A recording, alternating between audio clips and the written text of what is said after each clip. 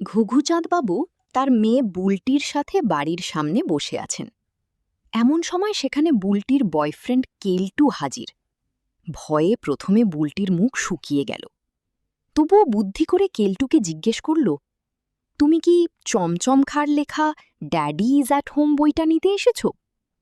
কেলটু: না, আমি কুমকুম কুমারীর লেখা where should I wait for you বইটা নিতে এসেছি। বুলটি: সরি, এই বইটা আমার কাছে নেই, তবে তুমি কুমার কার্তিকের লেখা আন্ডার দ্য ম্যাঙ্গো ট্রি বইটা পড়ে দেখতে পারো।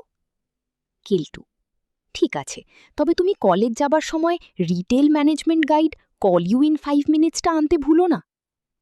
বুলটি: আমি কলেজ যাবার সময় তোমার জন্য অচেতন ভগতের লেখা I won't let you down বইটাও নিয়ে আসব।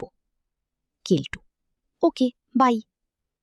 কেলটু চলে যাবার পর ঘুঘুচাঁদবাবু বুলটিকে জিজ্ঞেস করলেন, হ্যাঁ রে, এতগুলো বই, ছেলেটা কি সব পড়ে ফেলতে পারবে? বুলটি চোখ উজ্জ্বল: হ্যাঁ বাবা, ও প্রচণ্ড স্মার্ট আর বুদ্ধিমান। ঘুঘুচাঁদ নির্লিপ্তভাবে: তাই নাকি? তাহলে বরং প্রেমকান্ত বাক্যবাগীশের লেখা ফাদার্স আর নট স্টুপিড বইটাও একবার পড়তে বলিস, তুইও পড়িস, বুঝলি?